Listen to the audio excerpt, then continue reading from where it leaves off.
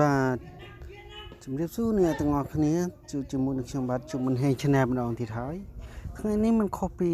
លើកមុនទេថ្ងៃនេះខ្ញុំនឹងប្រាប់បងប្អូនអំពីរបៀបធ្វើវីដេអូភាពយន្តឬក៏ម៉ាស៊ីនដែលមានប្រភេទគ្រោះថ្នាក់ចរាចរណ៍វិញម្ដងដែលប្រភេទរឿង action movie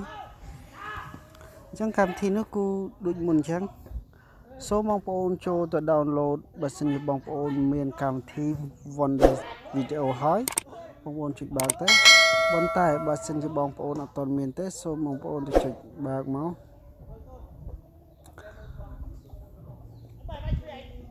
ចូលទៅ Play Store ដើម្បី download ឬក៏ App Store តែហេតុតែខ្ញុំមានរួចហើយដូច្នេះខ្ញុំសូមទៅបើកតែម្ដងចុចលើ Magic Effect នេះរួចអស់រមើល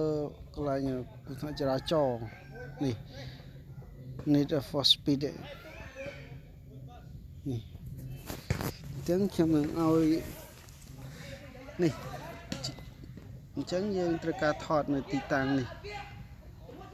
ដោយថាខ្ញុំបាច់ទៅណាឆ្ងាយប៉ុន្តែបងប្អូនមុននឹងថតត្រូវបងប្អូនជ្រើសរើសទីតាំងណាដែលស័ក្តិសម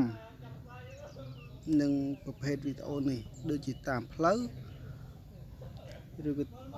តាមខ្នល់ប្រភេទ highway ដែលនេះណាហើយយើងមើលទៅមនុស្សយើងបងប្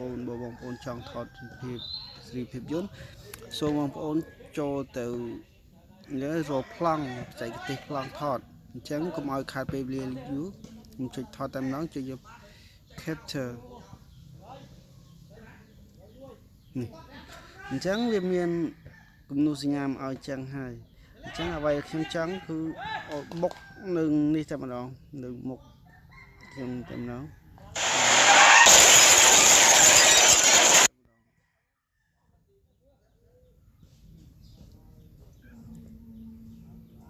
នេះហើយអញ្ចឹងយើងចាក់មើលទៅគឺ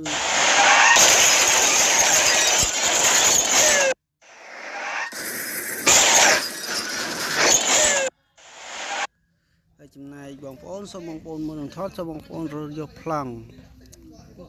សំខាន់គឺប្លង់តែម្ដងដោយសារកម្មវិធីនេះគេមានវីដេអូស្រាប់វីដេអូeffect ស្រាប់ហើយបងប្អូនសំខាន់អ្វីដែលផ្សេងនោះគឺបងប្អូនយកប្លង់ខ្ញុំដូចខ្ញុំថតនេះហើយខ្ញុំក៏ថតដើម្បីបង្ហាញបងប្អូនទេរួចបងប្អូនពេលណាថតហើយបងប្អូនដើម្បីសើទៅបងប្អូនជិះយកពាក្យដាន់មកនោះជាការស្រេចរួចបងប្អូនអាចទៅថតคลิปណាផ្សេងទៀតភាសាលើកមុនវីដេអូខ្ញុំបានធ្វើ2ដងហើយប៉ុន្តែលើកនេះខ្ញុំប្រាប់បងប្អូនថាចង់បានស្អីឈុតកន្លែងណាទៀតគឺចុចតរួចយើងយកវីដេអូទាំងអស់នោះមក compile មានតជាប់គ្នាមកអញ្ចឹងយើងចង់ដឹងថាវីដេអូនោះធ្វើបានកម្រិតណាយើងចូលទៅមើលទាំងអស់គ្នា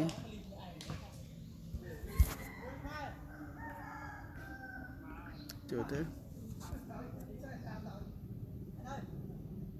Wonder Video